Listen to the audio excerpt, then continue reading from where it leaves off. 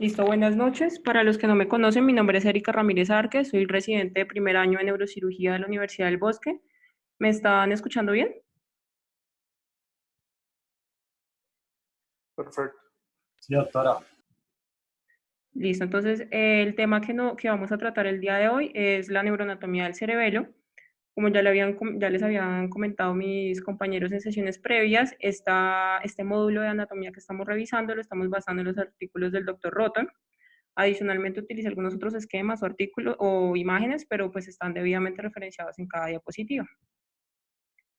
Entonces, para empezar, aquí tenemos el cerebelo, que está localizado en la fosa posterior, la cual comprende el espacio intracraneano que va desde la incisura tentorial hasta el foramen magno. Acá podemos ver el cerebelo y el tallo cerebral que también está en la fosa posterior. Adicionalmente tenemos que la fosa posterior está rodeada por el occipital, por el temporal, el esfenoides y parte del parietal.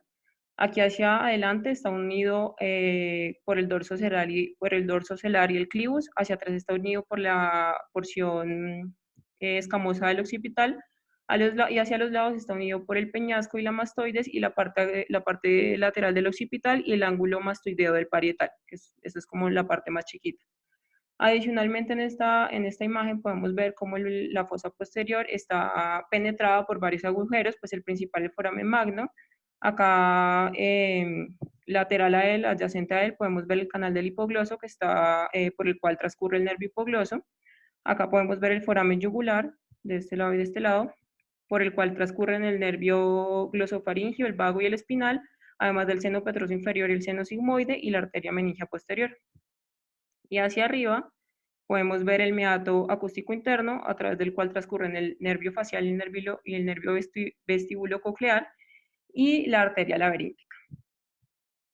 Entonces, ya entrando en materia del cerebelo, en este esquema podemos verlo localizado o alojado en la fosa posterior y podemos ver su relación hacia posterior y superior con el tentorio del cerebelo, hacia posterior e inferior con el hueso occipital, y hacia anterior podemos ver su relación con el tallo cerebral, con el cuarto ventrículo, pues como interpuesto entre los dos, y vamos a ver que esto es muy importante porque teniendo en cuenta esto es que se van a denominar las superficies cerebelares. Entonces tenemos que el cerebelo tiene tres superficies, que son la superficie tentorial, la superficie occipital y la superficie petrosa.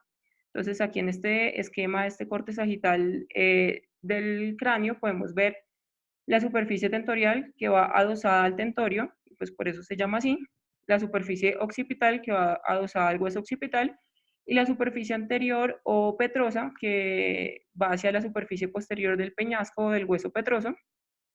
Y adicionalmente tenemos, como para ubicarnos ya más adelante cuando empecemos a hablar de cada una de las superficies, que cada una de ellas va a tener una superficie o una parte de vermis o vermiana que va a estar hacia la línea media y una superficie hemisférica que va a estar hacia el lateral.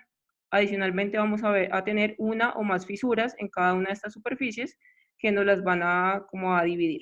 Entonces ya vamos a ver cada una de ellas.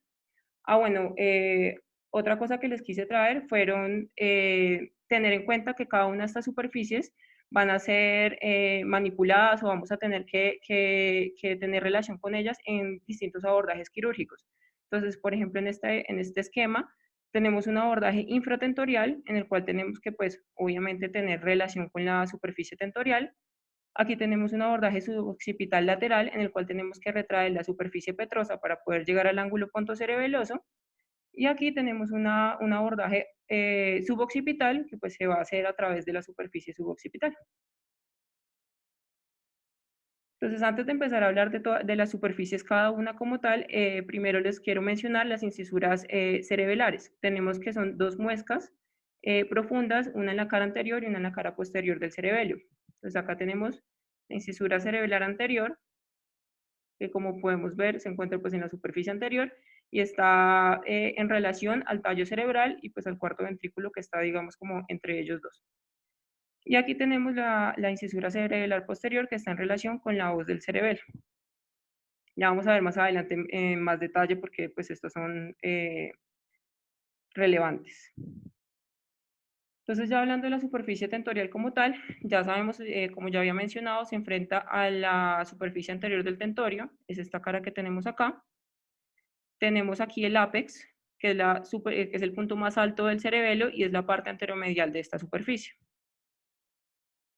Aquí en estos ya especímenes cadavéricos podemos ver primero que la transición entre el vermis y los que está aquí en la línea media, y aquí, y los hemisferios es lisa en esta superficie. Vamos a ver que no es así en las otras superficies. Entonces vamos a empezar a nombrar las porciones que están hacia en la línea media, que son del vermis, y las porciones que están hacia lateral, que son del hemisferio. Después tenemos aquí que el culmen se corresponde o se continúa con el lóbulo cuadrado, pues de cada lado. El declive se corresponde o se continúa con el lóbulo simple y el folium se corresponde con el lóbulo semilunar superior. Esto que les menciono es como la nomenclatura clásica que pues todos conocemos y la que viene de siempre. Pero el doctor Roton en su artículo menciona una nomenclatura un poco más simplificada y él toma la fisura primaria, que es esta, que él la denomina fisura tentorial y propone que esta superficie entonces es dividida en una parte anterior y una parte posterior. La parte anterior es lo que se denomina el culmen y el lóbulo cuadrado y la parte posterior de esta superficie es lo que se denomina el declive, el lóbulo simple y parte del lóbulo semilunar superior. Adicionalmente, en esta superficie tenemos que tiene un borde anterior, que acá lo vemos, acá también lo vemos en este espécimen, y un borde posterior, que aquí no se ve muy bien, pero ahorita más adelante les muestro una donde se ve un poco mejor.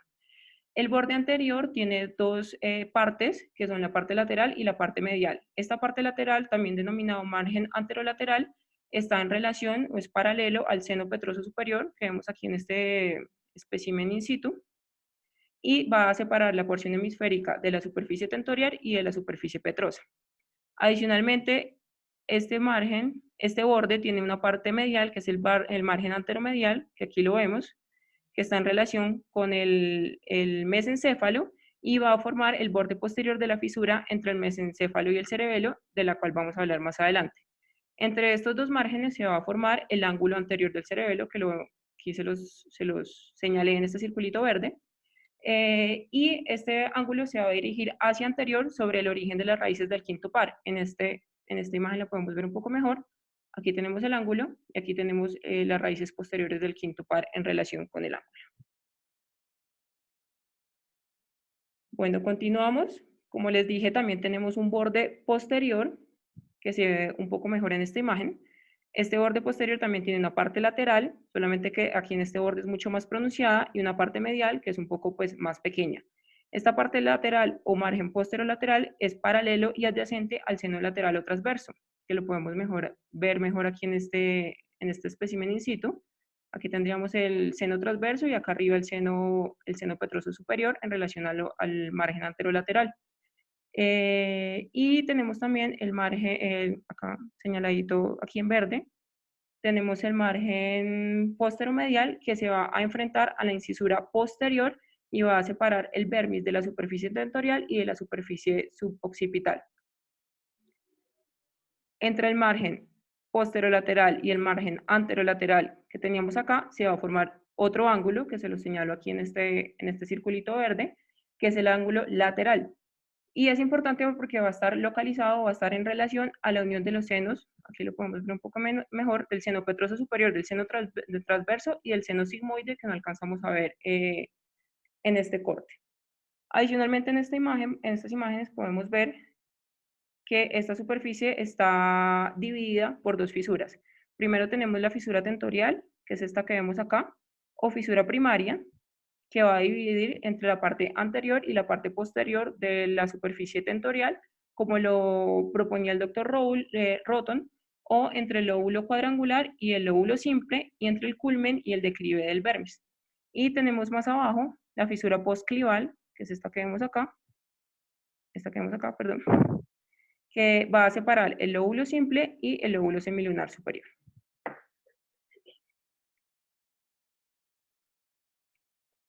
Bueno, ahora vamos a continuar a hablar de la superficie suboccipital. Tenemos que esta superficie va a estar localizada debajo entre el seno lateral o transverso y el seno sigmoide. Esta superficie es muy importante porque los abordajes quirúrgicos hacia el cuarto ventrículo y hacia la mayoría de los tumores cerebelosos van a ser frecuentemente dirigidos alrededor o a través de esta superficie. Entonces aquí en estas imágenes podemos ver en toda la línea media la incisura cerebelar posterior, aquí en esta también la podemos ver, que es esta depresión vertical profunda que va a contener la hoz del cerebelo y su pared lateral, que es esta que vemos acá, va a estar formada por la parte medial de los hemisferios cerebelosos, y aquí vamos a tener esta fisura que vemos aquí marcada, que es la fisura vermohemisférica, que va a separar el vermis de los hemisferios. Entonces ya vemos aquí la diferencia entre la superficie con la superficie tentorial, en la cual no había como una clara demarcación, una clara fisura entre el vermis y el hemisferio. Acá sí la podemos ver. Adicionalmente, al igual que en la superficie tentorial, tenemos que cada porción del vermis se va a continuar o se va a corresponder con una porción del hemisferio, y así el hemisferio va a estar conectado de lado a lado con cada uno de sus lóbulos. Entonces tenemos que el folium se corresponde con el lóbulo semilunar superior, el tubérculo se corresponde con el lóbulo semilunar inferior, la pirámide se va a corresponder con el lóbulo biventral y la amígdala se va a corresponder con la úvula. Pero al igual que en la otra superficie, esta es la nomenclatura clásica o antigua. El doctor Roton en su artículo propone que esta, que es la fisura que él denomina fisura suboccipital, que no es más que la unión de la fisura prepiramidal, que es la que divide la pirámide y el tubérculo, y la fisura previventral, que es la que va a dividir el lóbulo biventral del lóbulo semilunar inferior, él las junta y las denomina fisura suboccipital. Y esta fisura lo que va a hacer es que va a dividir la superficie suboccipital en una parte superior, acá arriba, y en una parte inferior. Esta parte superior, ¿a qué va a corresponder? Al folium y el lóbulo semilunar superior, y al tubérculo y el lóbulo semilunar inferior. Y la parte inferior va a corresponder a la pirámide y el lóbulo biventral, y a la úvula y a la amígdala. Adicionalmente, en esta superficie podemos ver otras dos fisuras importantes. Tenemos acá arriba la fisura petrosa, que en realidad no se origina en esta superficie, sino en la superficie petrosa, por eso se denomina así. Como podemos ver aquí en este espécimen, en esta vista lateral, vemos cómo se extiende desde la superficie anterior o petrosa y llega hacia la superficie suboccipital. Y lo que va a hacer es que nos va a dividir el lóbulo semilunar superior del lóbulo semilunar inferior. Y acá abajo tenemos la fisura amígdalo-biventral, que me va a dividir la amígdala del lóbulo biventral. Adicionalmente, en estas imágenes podemos ver la fisura cerebelo-vulvar, la vemos aquí, su relación con los pares craneales, aquí también la podemos ver, pero de ella vamos a hablar más extenso más adelante. En estas otras especímenes cadavéricos, imágenes de especímenes cadavéricos de la superficie suboccipital, les quiero mostrar la superficie vermiana, que es esta que vemos acá, o la porción vermiana de esta superficie, que tiene una forma de diamante, como podemos ver. La mitad, en esta otra imagen, en la imagen B, vemos una vista agrandada de esa porción vermiana. Podemos ver que la mitad superior tiene una forma de pirámide, y pues por eso esa estructura se denomina así, la pirámide, y la mitad inferior va a corresponder a la úvula, que se proyecta hacia abajo entre las dos amígdalas, tal cual como sucede en la orofaringe.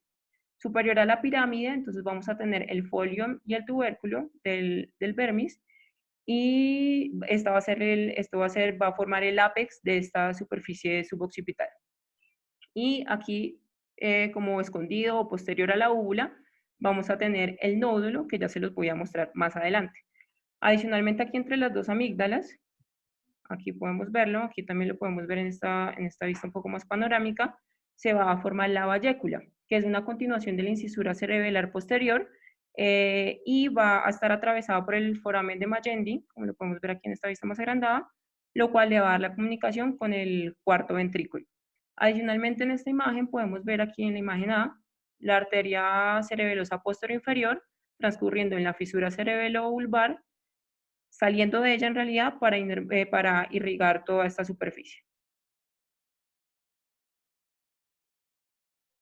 Y como les había contado, el nódulo, que hace pues también parte de esta superficie, va a estar como escondido o tapado por la úvula. Entonces les traje estos cortes, este de acá, al lado derecho, es un corte coronal en el cual podemos ver aquí la úvula, como seccionada en la mitad, lateral a ella la amígdala, podemos ver incluso aquí muy bonito el pedúnculo el pedículo de la amígdala, podemos ver acá el núcleo dentado, y aquí escondidito detrás de la úvula podemos ver el nódulo en su relación con el techo del cuarto ventrículo y el velum medular inferior que se origina en el nódulo. Aquí en esta otra imagen podemos ver lo mismo, ya esta es una vista como oblicua en la que se ha resecado medio cerebelo, y podemos ver aquí el nódulo como está, digamos, escondido, pero pues hace parte de esta superficie suboccipital. Bueno, vamos a darle una mención especial a las amígdalas, ya que son la estructura más prominente que tenemos en esta superficie suboccipital, y va a bloquear el acceso a la parte caudal del cuarto ventrículo, como podemos ver aquí de pronto un poco mejor en este corte sagital del cerebelo. Podemos ver aquí el cuarto ventrículo interpuesto entre el cerebelo y el tallo cerebral, y cómo está bloqueado su salida caudal por la amígdala. Es una estructura ovoide que va a estar ubicada en la parte inferomedial de la superficie suboccipital. Podemos ver aquí en esta vista. Está unida al cerebelo a través de su borde superolateral por una haz de materia blanca, que es el pedúnculo amigdalino, que lo podemos ver aquí en estas imágenes en las que pues, tenemos solamente la amígdala, y el resto de las superficies de las amígdalas van a ser libres. Entonces tenemos el polo inferior y la superficie posterior, que es esta parte de acá, y aquí la tenemos, que es una vista posterior de la amígdala izquierda, va a estar en relación con la cisterna magna. Tenemos la superficie lateral, que es esta que tenemos acá, y acá la podemos ver in situ, que va a estar cubierta o en relación con el lóbulo biventral, está al lado. Y tenemos la superficie anterior, que acá la podemos ver un poco mejor en esta superficie, en este corte sagital, que va a estar encarando al bulbo raquídeo, pero no va a estar completamente adherido a ello, sino que va a estar separado por la fisura cerebelo-vulvar, que vamos a ver más adelante. En estos otros especímenes o imágenes podemos ver el polo superior de las amígdalas, que va a tener dos aspectos. Un aspecto posterior, que lo podemos ver aquí, que va a estar encarando hacia la línea media a la óvula, y hacia el lateral a los lóbulos biventrales. Y el aspecto ventral, como podemos ver en esta imagen, en donde ambas amígdalas han sido rechazadas, vamos a ver que está en relación con la mitad inferior del techo del cuarto ventrículo, que va a estar formado por el velo medular inferior, la tela coroide, y debajo de la úvula el nódulo de donde proviene o se origina el velo medular inferior. Bueno, continuando con la última superficie que vamos a revisar, que es la superficie petrosa, es la que, como ya les había dicho antes, encara la superficie posterior del hueso petroso, el tallo cerebral y al cuarto ventrículo. La porción hemisférica de esta superficie va a descansar sobre el hueso petroso, y es la que vamos a retraer para poder exponer el ángulo pontocerebeloso pues en los abordajes quirúrgicos.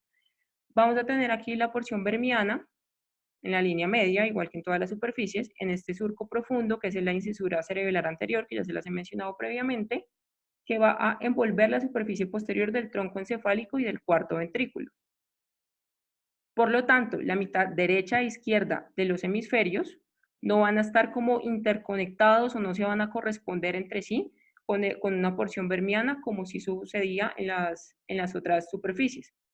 ¿Por qué? Por la interposición aquí en la línea media del cuarto ventrículo.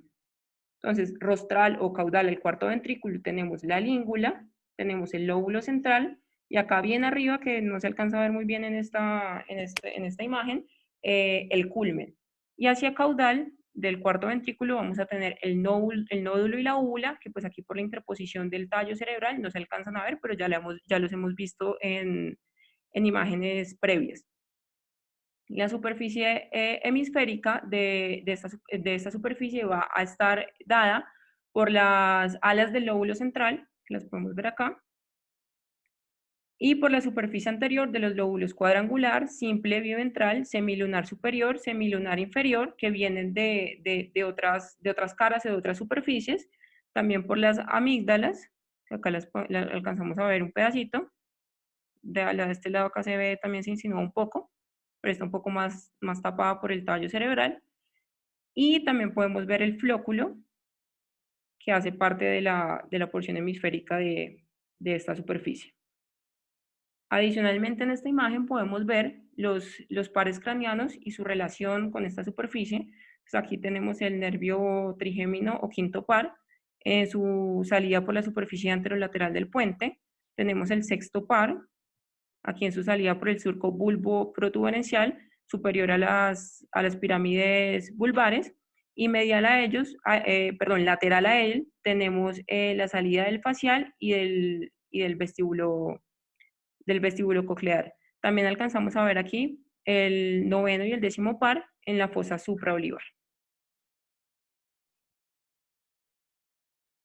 En esta otra imagen también alcanzamos a ver parte de la superficie hemisférica, de la porción hemisférica de la superficie petrosa. Entonces aquí tenemos el lóbulo semilunar superior, el lóbulo simple, el lóbulo cuadrado en sus porciones anteriores, que vienen extendiéndose desde la cara, desde la superficie tentorial, y tenemos también aquí, podemos ver el lóbulo semilunar inferior y el lóbulo biventral. Como ya sabemos, también hace parte las alas del lóbulo central, las amígdalas y el flóculo. Aquí podemos alcanzar a ver las amígdalas y acá vemos el flóculo. Y el doctor Roton también, pues esta es, digamos, es la nomenclatura clásica, también propone una nomenclatura más simplificada en la cual él toma la fisura petrosa o fisura horizontal para dividir esta superficie en una parte superior y en una parte inferior. La parte superior va a estar dada por el lóbulo cuadrangular, el lóbulo simple y una pequeña parte del lóbulo semilunar inferior y la parte del lóbulo semilunar superior, perdón. Y la parte inferior va a estar dada por el lóbulo semilunar inferior, el lóbulo biventral y la amígdala.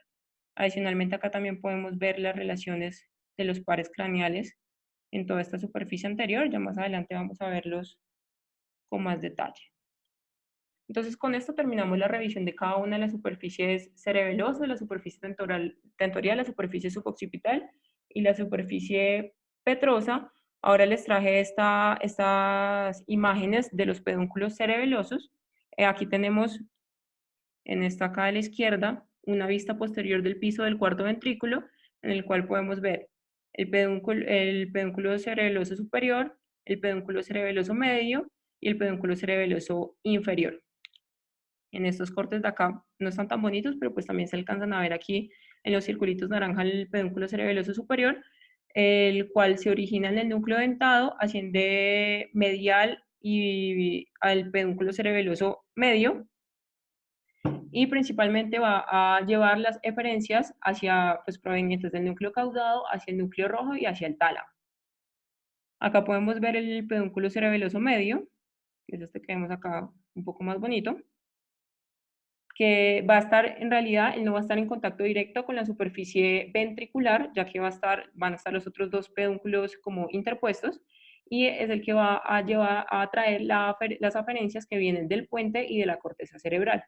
Y aquí, en este círculo azul, podemos ver el pedúnculo cerebeloso inferior, acá también lo podemos ver como un poco más bonito, el cual va a traer aferencias y eferencias de los núcleos vestibulares. Digamos que en esta imagen, en la cual estamos viendo la vista posterior del piso del cuarto ventrículo, también hay muchas otras cosas que destacar, pero pues me las voy a brincar en esta presentación porque más adelante la siguiente charla va a ser dedicada exclusivamente al cuarto ventrículo, entonces pues vamos a tener tiempo para eso. Ahora vamos a pasar a hablar de las fisuras que existen entre el cerebelo y el tronco encefálico. Tenemos que son tres. La fisura que está entre el cerebelo y el mesencéfalo, que es la fisura cerebelo-mesencefálica, la que está entre el cerebelo y el puente, que es la fisura cerebelo-pontina, y la que está entre el cerebelo y el bulbo raquídeo, que es la cerebelo-vulvar. Estas fisuras están formadas por el plegamiento embriológico del cerebelo alrededor del tallo cerebral. Cada una de ellas va Por cada una de ellas va a transcurrir una una arteria importante y una vena que va a llevar el nombre de pues de la fisura por la cual está transcurriendo. Entonces, aquí les traigo este esquema en el cual aquí podemos ver entre el mesencéfalo y el cerebelo la fisura cerebelo-mesencefálica y su relación con la arteria cerebelosa superior, que podemos ver aquí saliendo en su emergencia de la basilar. Y aquí en esta imagen en la cual es una vista posterior en la cual se ha como seccionado, retirado la mitad del cerebelo, podemos ver en este círculo rojo la fisura cerebelo-mesencefálica y su relación con la arteria cerebelosa superior in situ.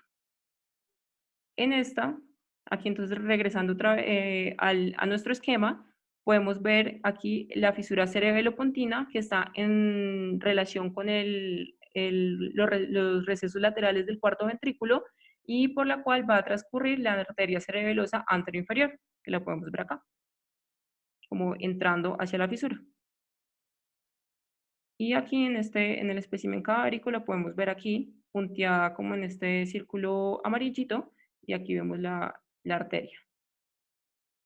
Y por último, volviendo al esquema, tenemos aquí la fisura entre el cerebelo y el bulbo raquídeo, que es la fisura cerebelo-vulvar, que va a estar en relación con la mitad inferior del techo del cuarto ventrículo. La cerebelo-mesencefálica está en relación con la mitad superior del techo y la cerebelo-pontina está en relación con los recesos laterales del cuarto ventrículo. Entonces, cada una de ellas, como podemos ver, tiene relación con el cuarto ventrículo. A través de la fisura cerebelo-vulvar va a transcurrir la arteria cerebelosa posterior inferior, como la vemos acá. Y aquí en este espécimen cadábrico la vemos aquí como en este círculo azulito y su relación con la arteria. Además de la arteria, como les había dicho previamente, transcurre pues una vena importante o una vena grande que es denominada por cada una de las fisuras. Entonces tenemos la vena de la fisura cerebelo-mesencefálica, la vena de la fisura cerebelo-pontina y la vena de la fisura cerebelo-vulvar. Entonces ahora vamos a empezar a ver cada una de las fisuras en detalle. Entonces tenemos aquí, vamos a empezar con de superior a, vamos a empezar por superior.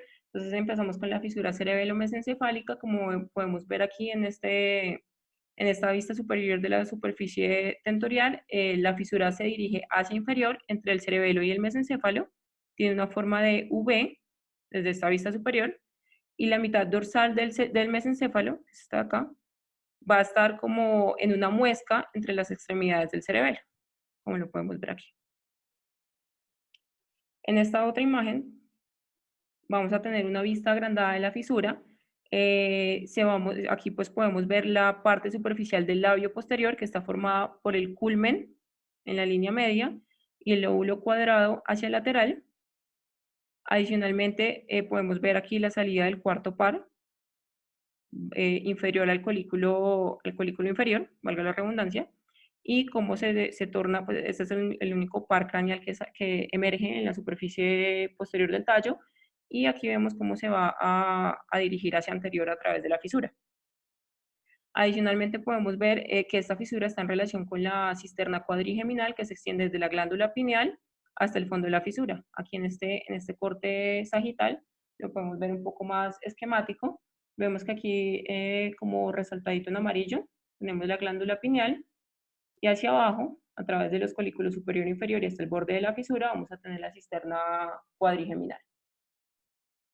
Y por último, aquí en esta última imagen inferior hacia la derecha, vamos a tener que el culmen ha sido removido para exponer el lóbulo central, aquí lo podemos ver, y sus alas, que van así, aquí hacia los lados, que también van a ser parte del labio posterior de la fisura, pero como hacia adentro de la fisura.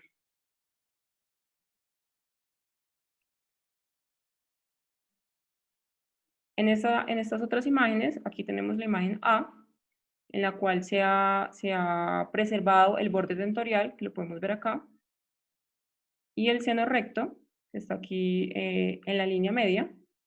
Observamos adicionalmente la arteria cerebelosa superior, que es la que está en relación a esta fisura, cómo emerge de la misma para irrigar esta superficie tentorial. Y en la imagen a la derecha podemos ver que se ha removido la mitad derecha del labio posterior de la fisura para poder observar la pared anterior de la fisura, que está formada por los colículos inferior, superior, la língula y los pedúnculos cerebelosos superior y medio, que a su vez, y además podemos ver aquí la salida, la emergencia del cuarto ventrículo y cómo se dirige hacia anterior a través de la fisura, como ya les había mostrado antes. Y estas estructuras que tenemos acá, que van a formar la pared interna de esta fisura, van a ser las mismas estructuras que formen la superficie externa de la mitad superior del techo del cuarto ventrículo, del cual les vamos a hablar más extensamente en una próxima charla. Entonces ahora vamos a pasar a la fisura cerebelo-vulvar, que es pues la que está entre el cerebelo y el bulbo raquídeo. Aquí podemos ver en la primera imagen, la imagen A, podemos ver cómo la fisura se extiende hacia superior entre el cerebelo y el bulbo, a lo largo de la mitad inferior del techo ventricular, como podemos ver acá, como va hacia superior. Llega hasta el nivel de los recesos laterales del cuarto ventrículo, pues eso sí no lo alcanzamos a ver allí, y vemos como la arteria cerebelosa posterior inferior está saliendo de esta fisura para irrigar la superficie suboccipital. En la siguiente imagen, la imagen B, podemos ver la pared dorsal de esta fisura que está formada por la úvula en la línea media y las amígdalas y los lóbulos biventrales acá hacia lateral. Tenemos la úvula en la línea media y las amígdalas y los lóbulos biventrales hacia lateral.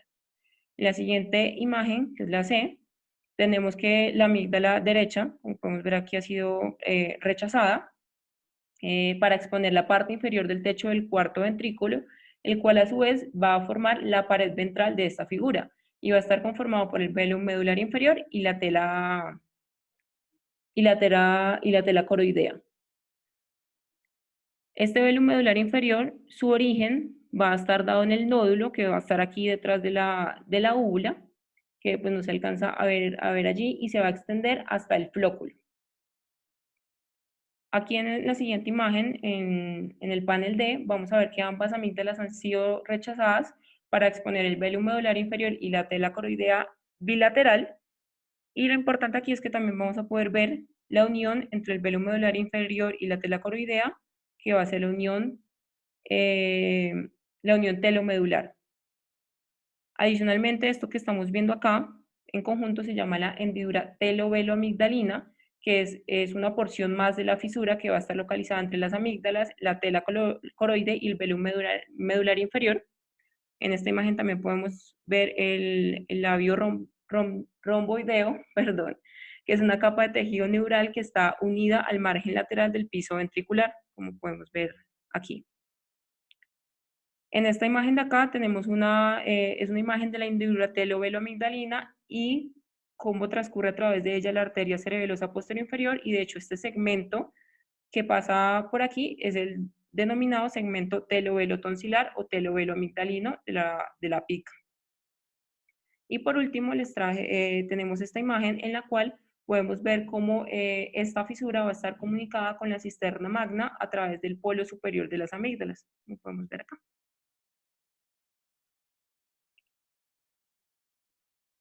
Y ahora vamos a pasar a la última fisura que vamos a revisar, que es la fisura cerebelo-pontina o ángulo ponto-cerebeloso.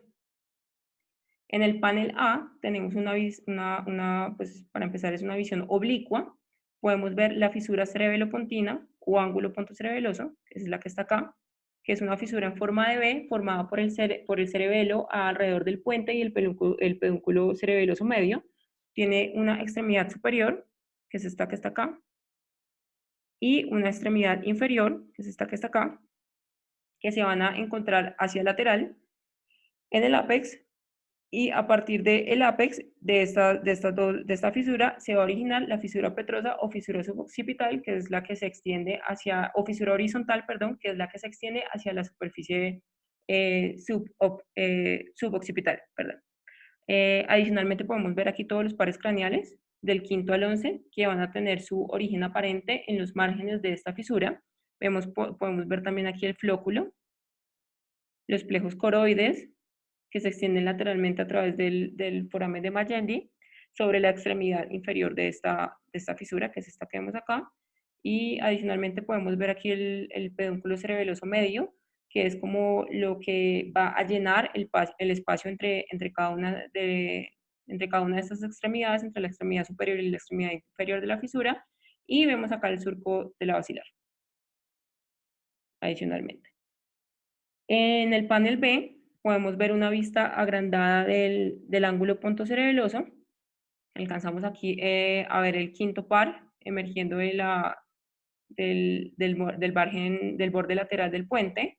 Vemos aquí el sexto par emergiendo en la parte medial del surco bulbo protuberencial o bulbo pontino, rostral a las pirámides vulvares que estarían acá abajo. Vemos también el séptimo y el octavo par. Aquí el séptimo y el octavo par. Emergiendo rostral al foramen de Luschka, cerca al flóculo, que lo tenemos acá, y en el extremo lateral del surco bulbo protuberencial, que es el mismo surco del cual tiene su origen aparente el sexto par. Podemos también ver aquí las olivas vulvares, que son muy importantes porque me van a agrupar los siguientes pares craneales, el noveno, el décimo y el 11, como pares retroolivares, y el doceavo par como un par preolivar.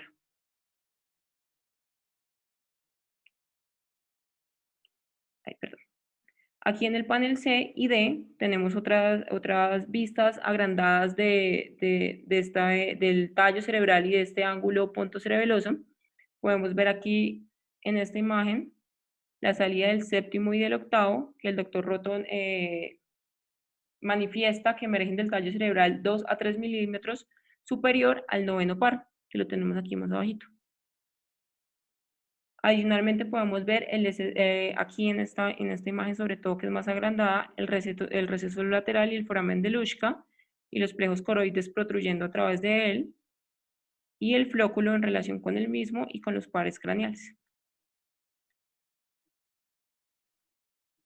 Entonces, para finalizar este ángulo pontocerebeloso, les quería mostrar estas imágenes. En la izquierda se ven las tres arterias cerebelosas y su relación en el ángulo pontocerebeloso izquierdo. Entonces, aquí hacia superior tenemos la arteria cerebelosa superior en su relación con el quinto par.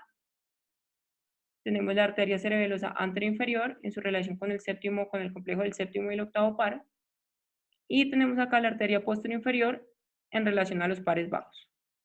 Entonces ya más adelante pues es relevante en la patología quirúrgica, pero pues no es lo que vamos a tratar el día de hoy. Y en el panel E les traigo esta imagen para mostrarles cómo todas las fisuras, las tratamos como tres fisuras separadas, pero en realidad las tres fisuras son continuas y se comunican entre sí. Entonces aquí en naranja les muestro la fisura cerebelo-mesencefálica, luego cómo se continúa con la fisura cerebelo-pontina con su extremidad superior, luego se continúa la extremidad inferior, y luego a través del receso o en relación con el receso lateral se comunica con la fisura cerebelo vulvar. Entonces vemos que no es que sean, pues las estudiamos y las vemos como tres separadas para que pues nos quede como más fácil, pero hacen parte todas o están todas comunicadas entre sí. Bueno, y ya para finalizar la revisión del día de hoy, el doctor Roton al final de su artículo nos hablaba de lo importante que son los abordajes quirúrgicos al cerebelo y al cuarto ventrículo, ya que estos pueden requerir la división del vermis o resección de partes del cerebelo o extirpación de otras partes como la amígdala, apertura del velo medular inferior o separación de los tumores del piso o del techo del cuarto ventrículo o disecciones cerca a las regiones de los pedúnculos cerebelosos, y cómo esto nos puede pues traducir en lesiones nerviosas que pues puedan ser dadas per se por la lesión que esté ahí o por alguna manipulación quirúrgica que hagamos nosotros. El doctor Víctor Hosley, como todos lo conocemos, padre de la neurocirugía, él decía o afirmaba que grandes cantidades de tejido cerebelar podrían ser sacrificados con poca o nula pérdida de la función. Entonces ya les voy a mostrar más o menos qué partes, si se lesionaban ciertos sitios, qué síntomas podemos tener. Entonces, en cuanto al vermis, tenemos que pequeñas lesiones del vermis no van a tener un efecto clínico tan relevante, pero cuando las lesiones ya son más grandes, se involucran sobre todo la úvula, el flóculo y el nódulo, que son las estructuras que están relacionadas con el sistema vestibular, se va a traducir en alteraciones en el equilibrio, una ataxia troncular, marcha vacilante, posiciones anormales de la cabeza o oscilación de la cabeza, y nistagmus, sobre todo con afectación, pues si la afectación es del lóbulo flóculo nodular, ese nistagmus pues, puede ser evocado, puede ser de rebote o puede ser optoquinético. En cuanto al mutismo cerebeloso, tenemos que es un mutismo que se da posterior a una resección de una lesión cerebelosa. Normalmente la incidencia más alta es en niños después de cirugías de fosa posterior, pueden ser entre un 11 y un 29% de los casos, sobre todo en cirugías de meduloblastomas, es cuando más podemos ver esta complicación posoperatoria. Inicia normalmente entre el primero y el sexto día posoperatorio, puede durar entre un día hasta 4 meses. La recuperación puede ser completa o o pueden persistir alteraciones a largo plazo, como la disartria táxica, el lenguaje no fluente y la bradilargia. El sustrato anatómico del mutismo cerebeloso pues no está tan bien definido, pero lo que más está establecido es que se debe a una interrupción bilateral del tracto dentotálamo cortical. Entonces aquí podemos ver, sobre todo si esta lesión es bilateral. Entonces aquí podemos ver el núcleo dentado, que está localizado simétricamente en el área paravermiana bilateral, como es el del lado derecho y el del lado izquierdo. Ese núcleo dentado va a recibir aferencias de los hemisferios laterales del cerebelo y del área motora suplementaria. Él va a su vez a dar fibras que van a ascender a través del pedúnculo cerebeloso superior y medio hacia la parte superior del tallo cerebral, va a cruzar la línea media hasta llegar al núcleo ventrolateral del tálamo y de allí llegar al área motora suplementaria. Entonces, estas son como este es el sustrato anatómico que se cree que está involucrado en el mutismo cerebeloso. De hecho, no solo lesiones en el núcleo caudado pueden dar, pues cirugías de fosa posterior de la línea media pueden dar mutismo cerebeloso en los pacientes, sino que también se ha visto reportado en pacientes, por ejemplo, que les hacen estimulaciones bilaterales en los tálamos para enfermedad de Parkinson o pacientes que tienen lesiones en el área suplementaria motora bilateral. Ahora, en cuanto a los hemisferios cerebelosos, tenemos que las resecciones hemisféricas se realizan sobre todo para lesiones que están en la parte lateral del techo del cuarto ventrículo o en el receso lateral del cuarto ventrículo. Una resección unilateral de la parte del hemisferio lateral al núcleo caudado, entonces aquí les traigo este esquema en el cual vemos la división filogenética del cerebelo. Aquí tenemos como esta nubecita, es el núcleo caudado, el núcleo dentado, perdón. Las resecciones o las lesiones lateral a este se van a manifestar clínicamente por ataxia, hipotonía y adiadococinesia. Se dice que si la lesión es del lóbulo anterior, la ataxia va a ser troncular o en su mayoría troncular o sí, más relevante troncular, y si la lesión es del lóbulo posterior, la ataxia va a ser apendicular. Normalmente estas alteraciones suelen ser transitorias, sin embargo, cuando ya nos vamos más hacia la línea media, hacia la área paravermiana e involucramos el núcleo dentado, vamos a tener que las alteraciones son más duraderas, más intensas o más notorias, y además se va a asociar a un temblor de intención que es bastante notorio. Cuando tenemos que las lesiones además se extienden hacia esta área paravermiana, vamos a tener que los pacientes se pueden presentar con disartria, y cuando las lesiones son no solamente confinadas al hemisferio, sino que también se extienden al vermis o incluso al hemisferio contralateral, los síntomas van a ser mucho más marcados y pues nos va a dar trastornos incluso ya de la bipedestación, de la marcha e incluso del lenguaje. Y ya para finalizar, les traigo las lesiones nerviosas o los síntomas que pueden manifestar los pacientes con lesiones nerviosas en los pedúnculos cerebelares. Tenemos que el pedúnculo cerebelar superior, es el que vemos acá en este esquema, y el pedúnculo cerebelar inferior pueden ser susceptibles de ser lesionados durante procedimientos que sean dentro del ventrículo, pues porque ellos van a estar formando parte de las paredes del cuarto ventrículo. Cuando tenemos una lesión del pedúnculo cerebeloso superior, perdón, vamos a tener que el paciente se va a presentar con temblor severo de intención, dismetría y descomposiciones del movimiento. Y cuando la lesión es del pedúnculo cerebeloso inferior, qué pena, el paciente se va a presentar con alteraciones del equilibrio dadas por ataxia troncular y marcha vacilante.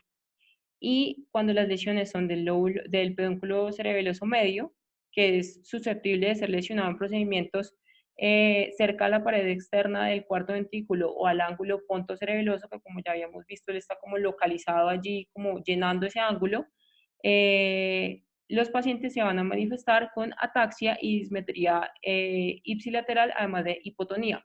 Obviamente todas estas lesiones van a estar en relación pues a las fibras que van a estar transcurriendo por estos pedúnculos. Y pues esto era todo lo que les traía el día de hoy. No sé si tienen alguna pregunta, sugerencia, comentario.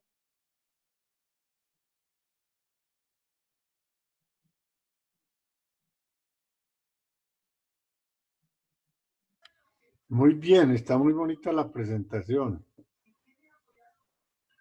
Gracias, profe. Usted, en cuanto a la evolución del cerebelo, ¿cómo apareció el cerebelo? Primero es el arquicerebelo, después el paleocerebelo y después el neocerebelo. ¿Tiene claras esas tres partes? Sí, sí, señor. Digamos que esa es como la división evolutiva del cerebelo. Pues Sí. sí la revisé un poco, pero pues no estaba dentro de la revisión de la neuroanatomía, porque pues el cerebelo se puede dividir pues así como según su evolución, o también se puede dividir filogenéticamente, o pues ya anatómicamente como tal, que fue pues como el objetivo de la charla. Bueno, pero es que es muy importante hacer diferenciación entre esas tres partes, ¿no? Sí, sí, El señor. arqui, el paleo y el neocerebelo.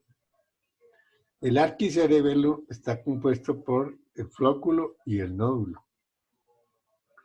Flóculo y nódulo que están unidos y pegados y ahí tienen que ver con equilibrio también. El paleocerebelo está en la parte superior y tiene que ver con los lobulillos del vermis, que son ¿cuántos? ¿Como 10? Sí, señor. ¿Cuántos contó? Yo no, ahorita ya me olvidó. Creo que eran 10. Sí, sí, señor. Es que como los Sí. vimos por cada superficie, no los conté así como uno a uno. Pero son como 10. Yo ya no me acuerdo si son culmen, declive, ¿qué más? Los lóbulos del vermis. Folium, tuber, pirámide, A una, ver, ¿qué hubo? todo. Son 10. Sí, sí, señor, tenemos el culmen, el declive, Cuéntelos.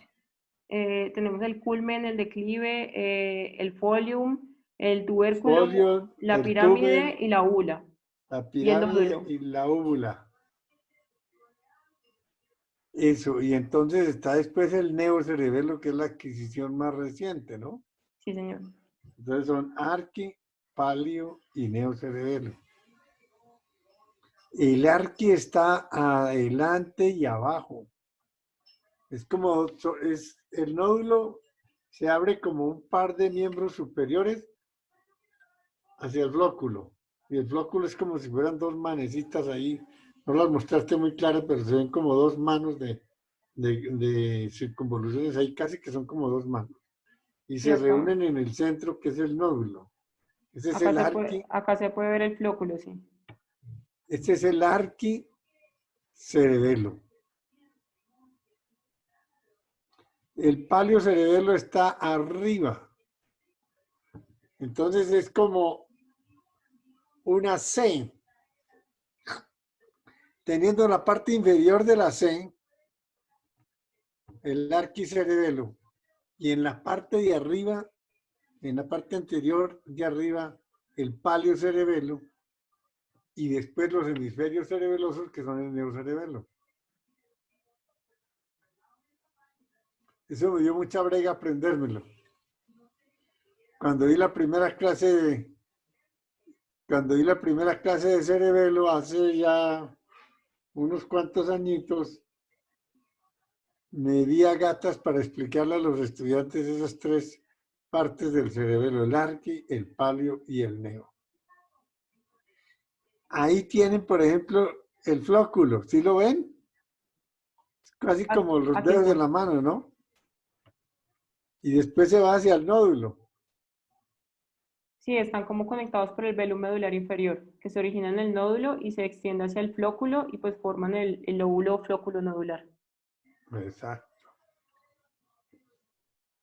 Muy bien, está muy bonito eso. El cerebelo es una de las estructuras más interesantes que tiene el cerebro.